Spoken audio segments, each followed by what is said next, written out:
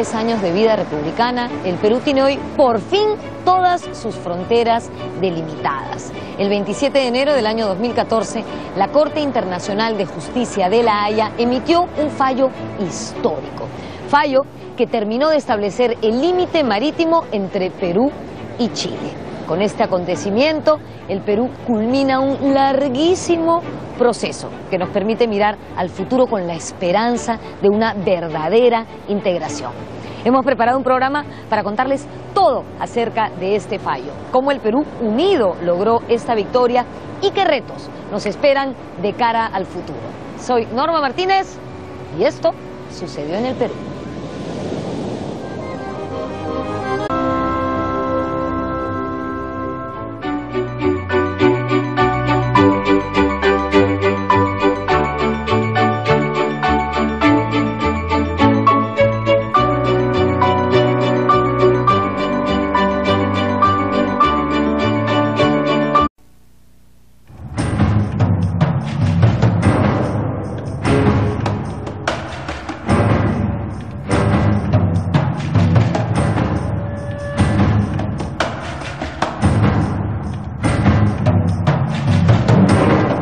Hasta la Segunda Guerra Mundial, la mayoría de estados del planeta ejercía soberanía solamente sobre 3 millas marinas contadas desde sus costas.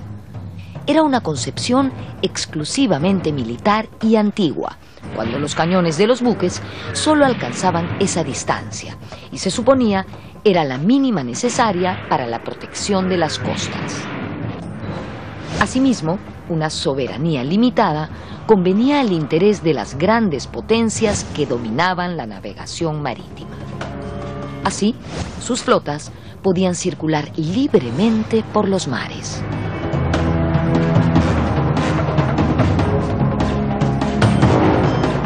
Para comprender cómo se origina el litigio de La Haya y cuáles son sus antecedentes, hay que comprender cómo cambia el derecho del mar.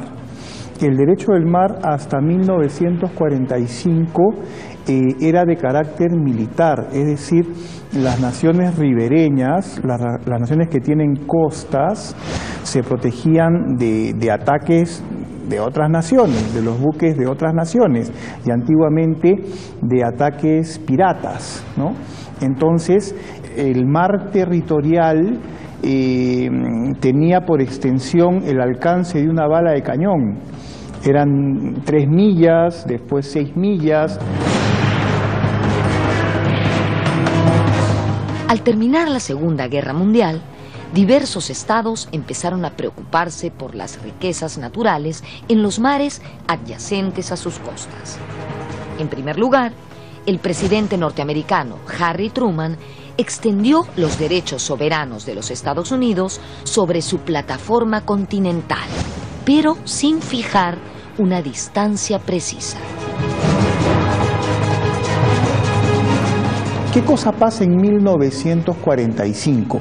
El presidente de Estados Unidos en ese entonces, Harry Truman, lanza 2 proclamas, ¿no?, en donde establece que su país, que Estados Unidos, se reserva para sí los recursos que había en el mar, en el suelo del mar, es decir, en el lecho marino y en el subsuelo adyacentes que estaban juntos a la costa de su país.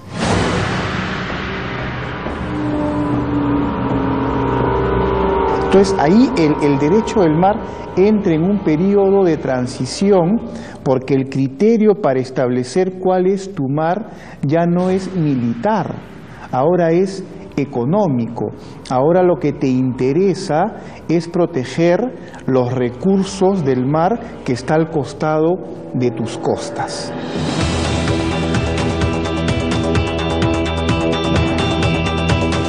Ahí comienza la transición. E inmediatamente el Perú se suma a esta transición, se suma a esta nueva etapa.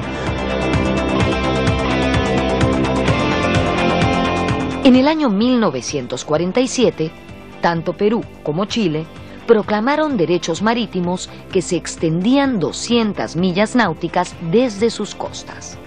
El fin de ello era la protección y conservación de los recursos naturales. El 1 de agosto de 1947, el presidente José Luis Bustamante y Rivero promulgó la norma que establecía las 200 millas de soberanía marítima peruana.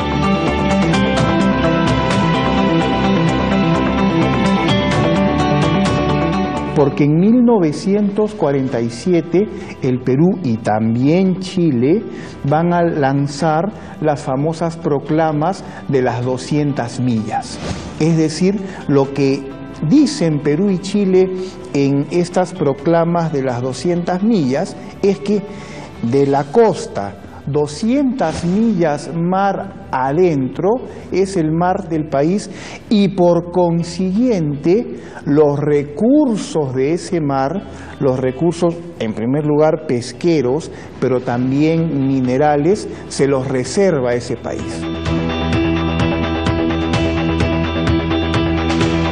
Nadie más puede pescar en las 200 millas si no es la flota peruana, si no son los pescadores peruanos. Esa es la idea de las 200 millas, proteger los recursos económicos.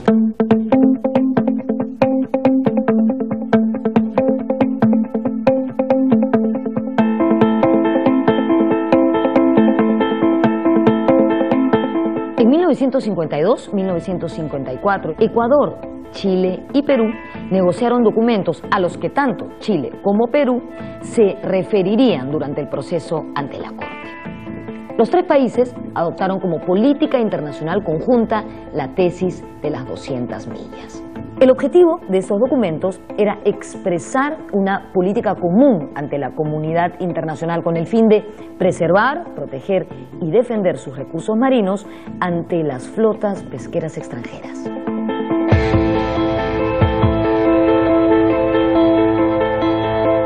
La Declaración sobre Zona Marítima, Declaración de Santiago, fue un documento pionero, fue un documento muy importante que firmaron el Perú, Chile y Ecuador en 1952. ¿Con qué propósito? Era un documento de política marítima internacional que firmaron esos tres países que fueron de alguna manera artífices del nuevo derecho internacional, en tanto reivindicaron frente al resto del mundo derechos en relación al mar adyacente a sus costas hasta las 200 millas. Pero era una reivindicación que realizaban frente a terceros en términos de derechos en relación al mar adyacente a sus costas hasta las 200 millas, tanto en relación al territorio continental como a las islas. ¿Para qué? Para evitar la acción depredatoria que estaban realizando flotas extranjeras en aquella época en relación a los recursos existentes en el mar adyacente a sus costas. En aquella época fundamentalmente eran recursos balleneros y atuneros. No se apuntó en aquel momento a establecer ningún límite marítimo.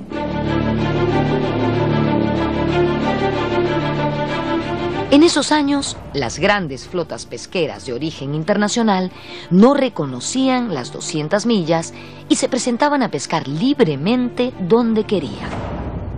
El Perú tuvo un célebre enfrentamiento con la flota pesquera del magnate griego Aristóteles Onassis.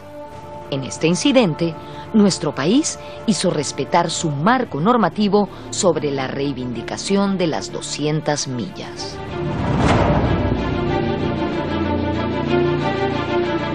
En 1954, dado que persistía esta acción depredatoria de flotas extranjeras, resultaba necesario seguir realizando esfuerzos conjuntos por parte de estos tres países del Pacífico Sur, el Perú, Chile y Ecuador. ¿Cuál es el propósito de este convenio? El convenio no tenía como propósito establecer un límite, apuntaba a crear una zona de tolerancia para evitar situaciones que afectaran a las pequeñas embarcaciones pesqueras artesanales de uno y otro país que por no contar con instrumentos de náutica suficientes pudieran encontrarse de manera inadvertida en la zona marítima del otro país. Entonces el convenio decía que se creaba una zona de tolerancia, una zona especial Los documentos firmados no tenían ni la forma ni la extensión de un tratado internacional de límites entre países.